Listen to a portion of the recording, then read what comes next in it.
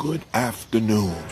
I greet you all with the universal greetings of respect and welcome you to this day of opportunities, possibilities, and miracles. I've decided that on this day, I wanted to do our mindful moment outside on my deck in nature. You know, we're not always able to get away and have that quiet, secluded place that's in a controlled environment. Things may happen around us, so this mindful moment will be in nature, and whatever happens is what happens on any given day for any of us. So wanted to have this moment just this way as we talk about it.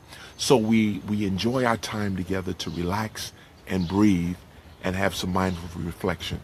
So we're going to use the same 4-second count so we can go together. We inhale for 4 seconds. And 2, 3, 4. Hold. 2, 3, 4. Exhale. 2, 3, 4. Hold. 2, 3, 4. Now you can repeat that.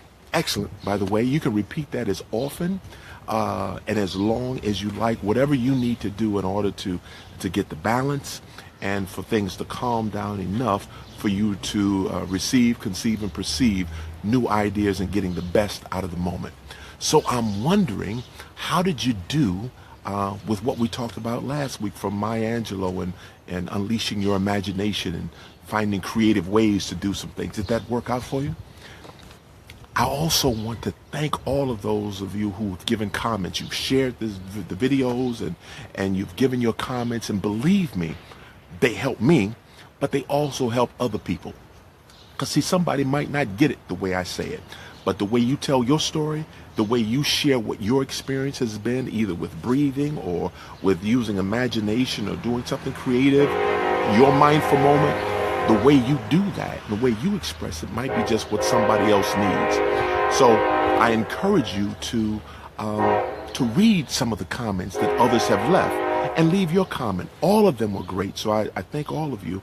Billy Terrain happens to, I think he left probably the longest one, so I'm not going to repeat it, but if you get some time, read his. He talks about a situation that he experienced that was probably a life-threatening situation, and how breathing was so critical for him to manage and make it through that period he was dealing with. So that brings us to this mindful moment. Inspired by Robert Frost of the 1800s. I'm going to read this to you in part. It's called The Road Not Taken.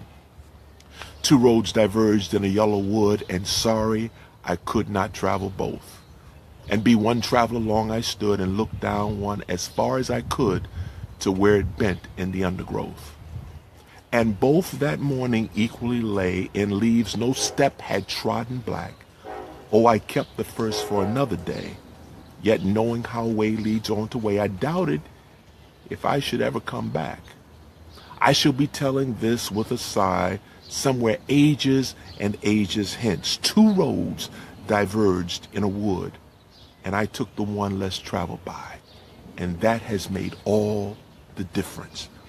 He called his piece The Road Not Taken. He's talking about the 10% of the population who take the road less traveled. W.E.B. Du Bois talked about that same talented 10th, those 10% who become the decision makers, the problem solvers, the deal closers of life, those who become the pioneers, and not just following the path that somebody else has already laid out.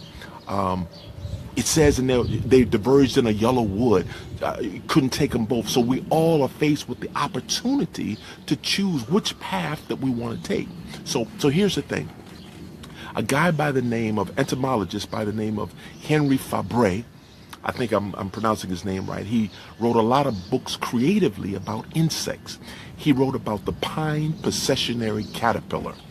He said that this caterpillar, by nature, follows the other caterpillars around. As a matter of fact, they are reported to have lengths of 14 to 15 feet long, one right in the nose of the tail of the one in front of them. So he did an experiment and put them on top of a flower pot, nose to tail right around, and put food right beside them and let them go. So his assumption was that absolutely they're going to get off this trail and get some food at a certain point. They followed a circle the first day, the second day, the third day. 7 days, 7 nights, they walked around in a circle right beside or behind each other until they stopped of exhaustion and starvation, even though food was available right there. The processionary caterpillar. Some of us act that same way. Even though we have opportunities that's right outside, that's right next to us, we still do what everybody else has done. We follow the same pattern, the same path, wear safe clothes the same way, do the same job, do the same thing over and over and over again, and complain while there are opportunities right next to us on a path that is less traveled.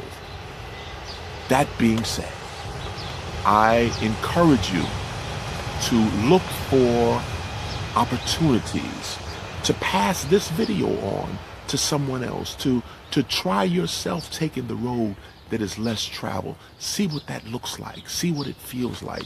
Consider that possibility of. I also encourage you. Something flashed on the screen here. I don't know what that meant. I also encourage you to look for possibilities where you can, the good and the negative that happens from taking a road that's less traveled. The positive is you can become an architect of your own dream and your own life and your own journey. Either you're going to be an architect of your own dream, a pioneer, if you will, or you will be a person who follows processionary practices. And that's kind of a mouthful to get out. So look for a possibility where you can maybe take that road less traveled. That's the good side. The negative side of that is that when you take that road less traveled, you're going to meet some resistance from those who you have broken away from, because they'll want you to follow the same thing that they're doing. Make sure that you consider, are you willing to accept the consequences and the benefits of what happens when you take that road less traveled. Remembering that there's certain things that won't even show up until it gets dark and you can't see all the way through. That's when the stars and things come out. So you're going to have benefits, but there's going to be some barriers. Consider the possibilities of that happening. And lastly, and most important, expect and experience the miracles that will expand in your life as you become more mindful in your moments. Please leave your comments, leave thoughts, ideas of how you have taken the road less traveled, how it worked out for you, positive, negative. I would love to hear that.